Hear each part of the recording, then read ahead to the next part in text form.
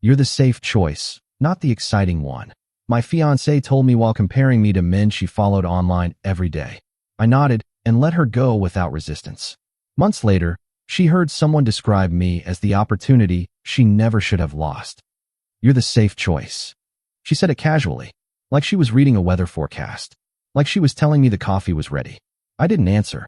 Instead, I set my fork down on the plate. Quietly, deliberately, I looked at the candle between us. Still lit, still burning low. That's when I realized she wasn't insulting me in the heat of an argument. She was simply stating what she believed to be a fact. I didn't argue.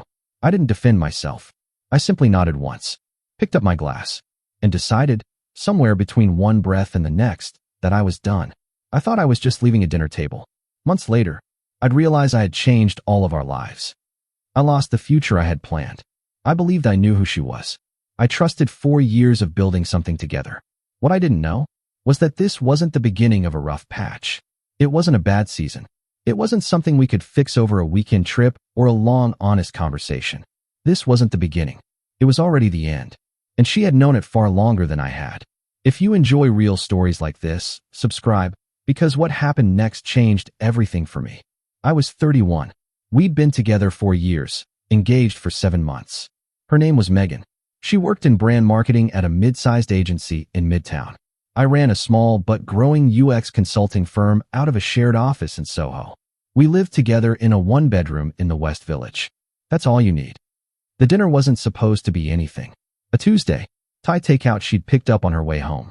We'd been eating in relative silence, which had become its own kind of language between us. She was scrolling her phone with one hand and eating with the other. I'd stopped commenting on the phone thing months ago. It felt like pointing at rain. Then she laughed. Not at me. At her screen. This guy, she said, turning her phone toward me. The screen showed a man I vaguely recognized from the reels she watched constantly. Dark hair, gym-built, standing in front of what looked like a rented yacht in Croatia. His life looks insane, she said. Good for him, I said. She put the phone back down, but she kept smiling. At her plate. At nothing. At whatever version of that man was still running through her head. I should have paid more attention to that smile. I didn't. It wasn't the first time. There was a pattern I'd been quietly cataloging without meaning to. The way she'd show me someone's Instagram story and say, "Why don't we ever do things like that?" The way she'd mention men at her office in ways that lingered just a half second too long. The way she'd started using the word spontaneous, like it was an accusation. I had dismissed all of it. Told myself it was just content culture. Everyone consumes highlight reels and feels inadequate. That wasn't even the worst part.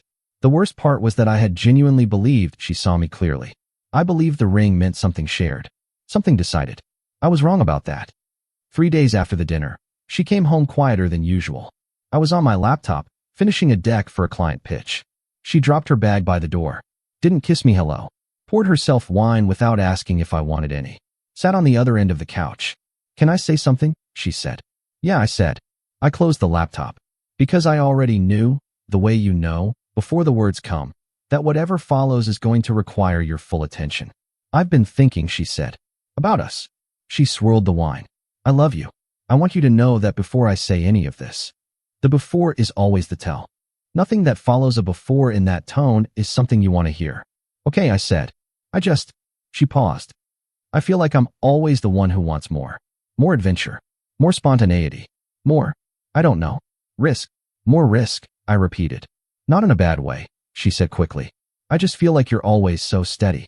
Which is good. I know it's good. But sometimes steady feels like standing still. I looked at her. "So what are you saying?" She looked at the wine. "I'm saying sometimes I wonder if I chose the right kind of love." I sat with that for a moment. "The right kind," I said.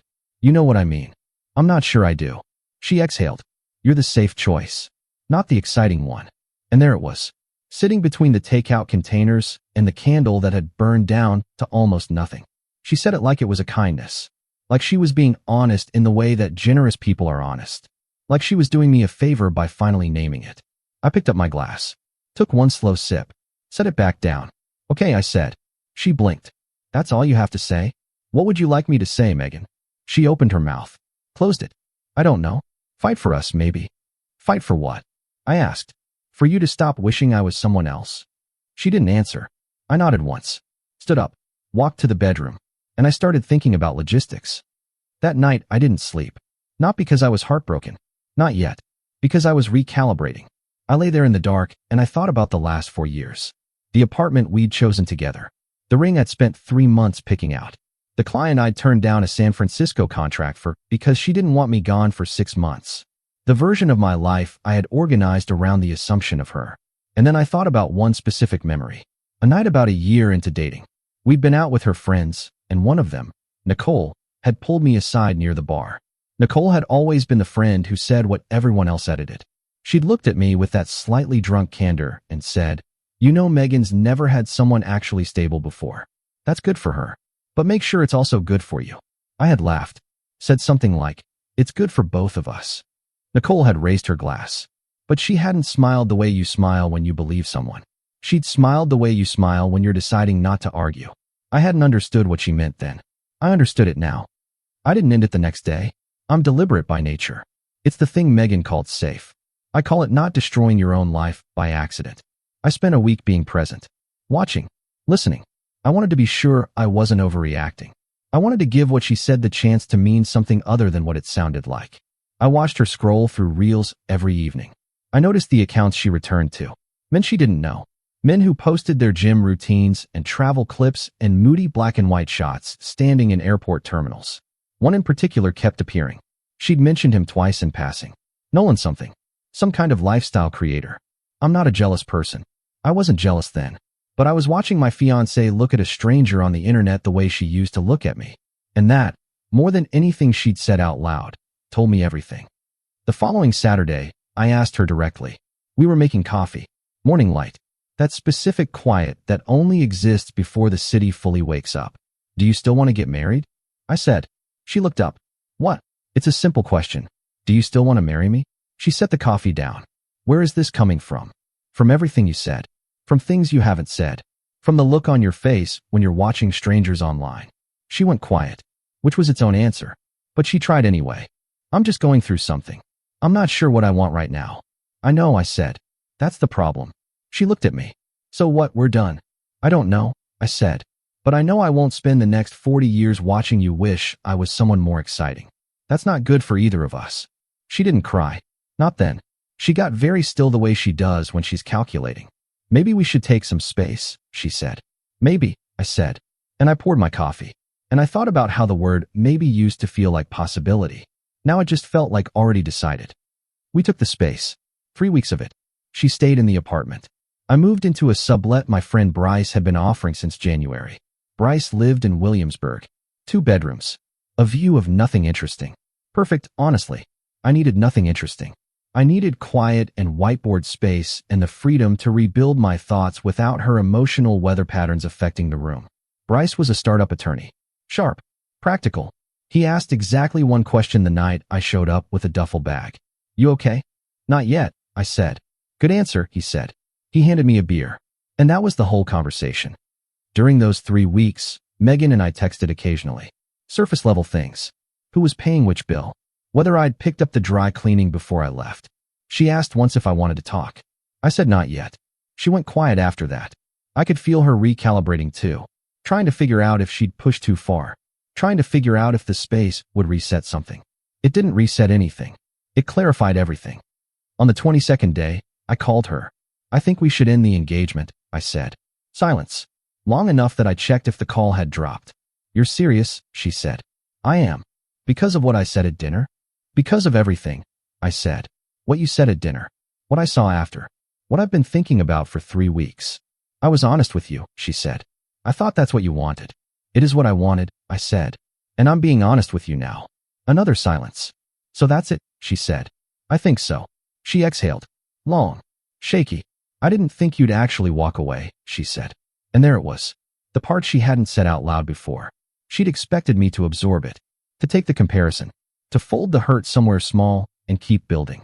Because that's what the safe choice does, right? Stays. Adjusts. Accepts. "I know you didn't," I said. And I meant it without cruelty. It was just the truth. "Take care of yourself, Megan." I hung up. I sat in Bryce's kitchen for a while after that. The beer was warm. The street noise was steady outside. Someone's music drifted up from the floor below. I wasn't devastated. That surprised me. I expected some eruption of grief. What I felt instead was something closer to a clean surface. Like a room after all the furniture has been moved out. Empty, yes, but also, finally, spacious. Here is what I did not do. I did not post about it. I did not call mutual friends to explain my side.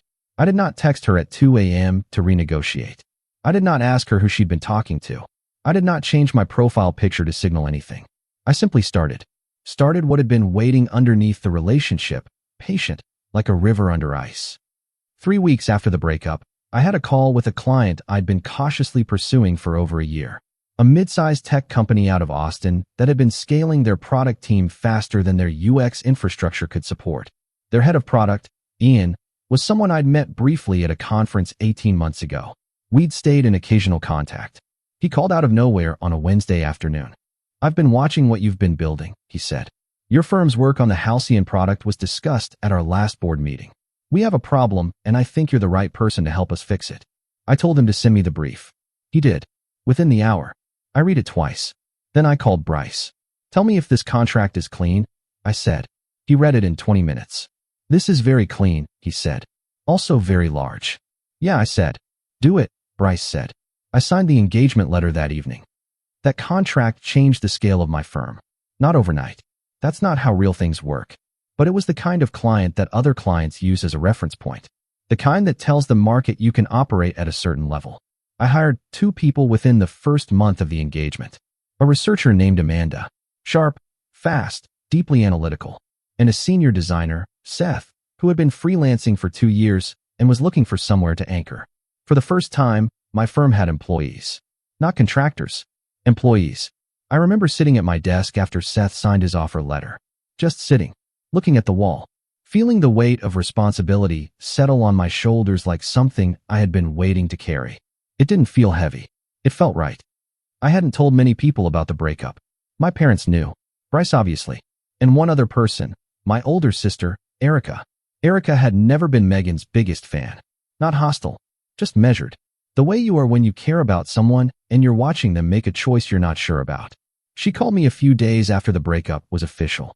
"How are you?" she said. "Better than I expected," I said. "Yeah," she said. "I thought you might be." A pause. "Can I say something I should have said earlier?" "Go ahead." "She was always looking for permission to want more," Erica said. "From you, from the relationship, from life. And that's not a crime. But you were the thing she was comparing everything else to. And that's not fair to you." I sat with that. "Why didn't you say anything?" "Because you would have defended her," Erica said. "She wasn't wrong."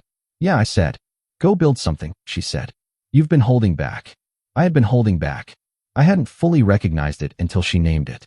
I thought I was being balanced, being reasonable, building at a sustainable pace because that's what responsible people do. But some of the holding back had been about her. About not outpacing a life we were supposed to be building together. About not becoming something she'd have to renegotiate her own ambitions against. I wasn't holding back anymore. 6 months passed. And then 7. The Austin engagement wrapped.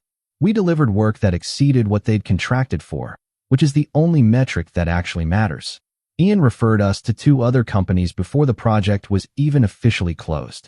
I had 4 active engagements by month 8. I moved the firm out of the shared office space and into a proper floor in a building on Varick Street. Small but real. A place with our name on the door. I remember the morning the sign went up.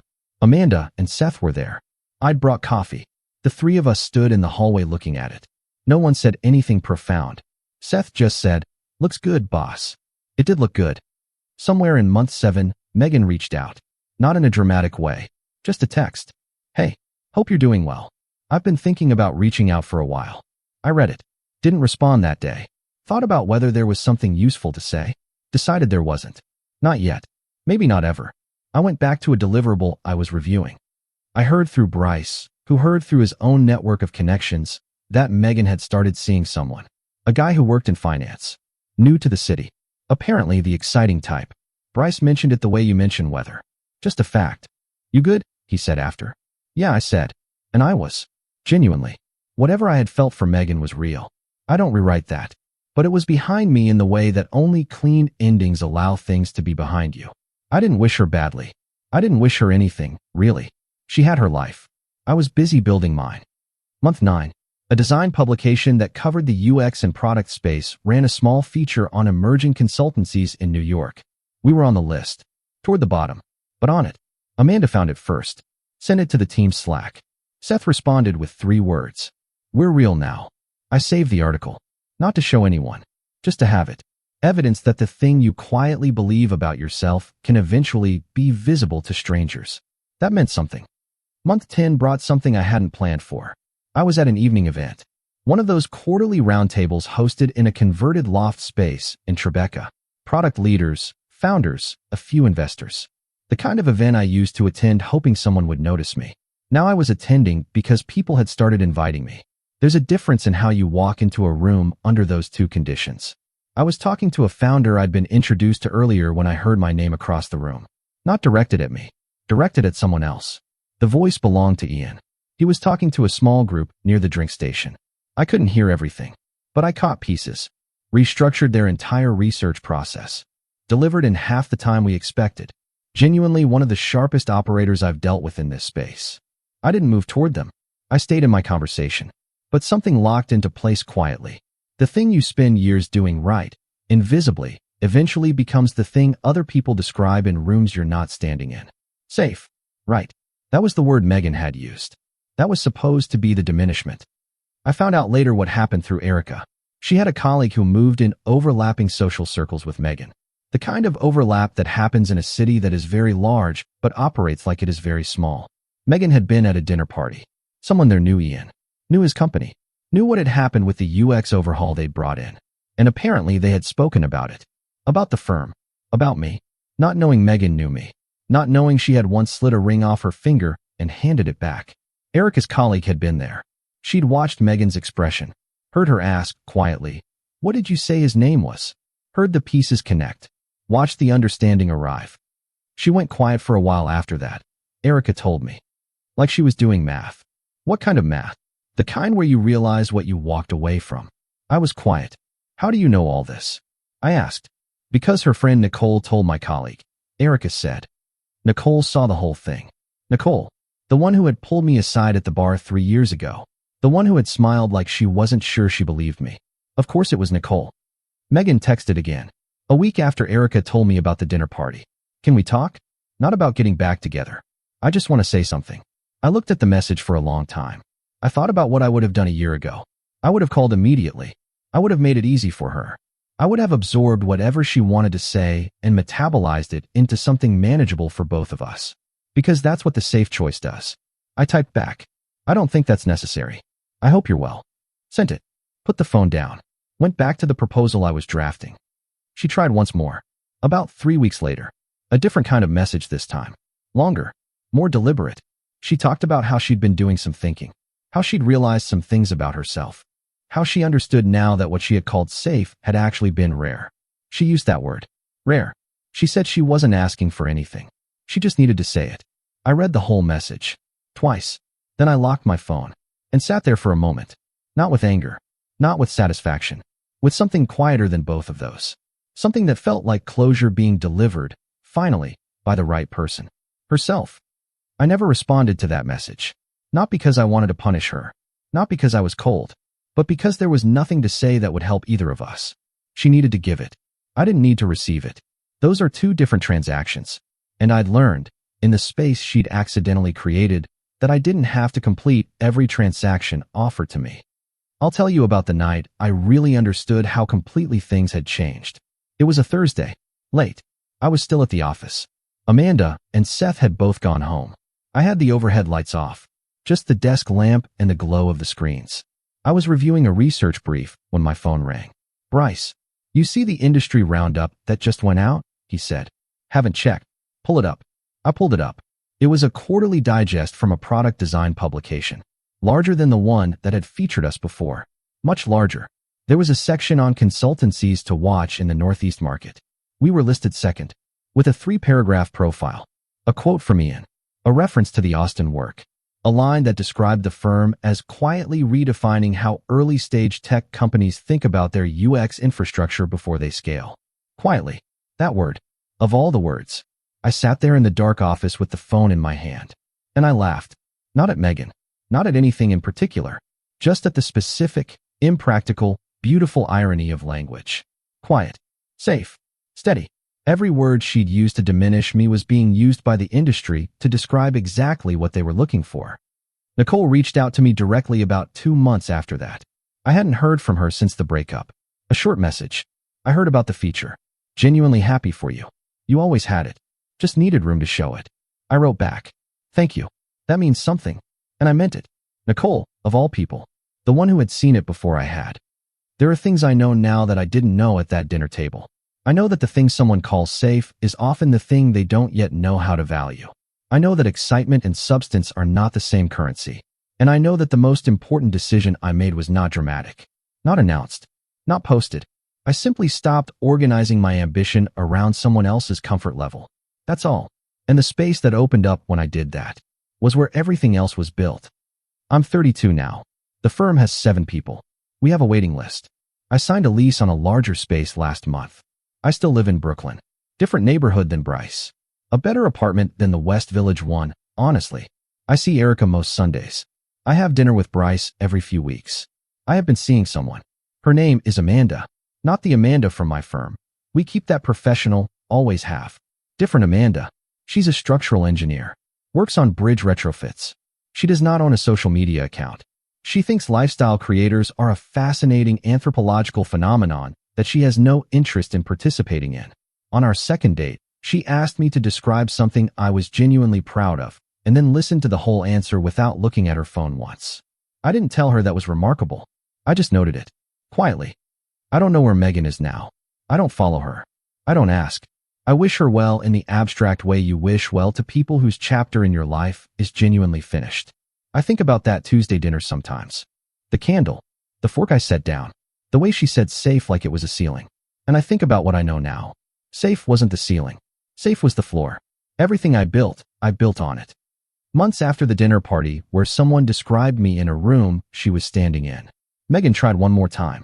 A voice note. I didn't know it was a voice note until I saw the notification. I looked at it for a long moment. 62 seconds long. I pressed play. Got 11 seconds in. Her voice. That familiar cadence. She was crying. Not loudly. The way people cry when they're trying not to. I stopped the playback. Deleted the message. Not with coldness. With clarity. There are conversations that happened at the right time. And then there are conversations that arrive after the door has already closed, when both people are standing on opposite sides of it. And one of them is finally understanding what the door meant.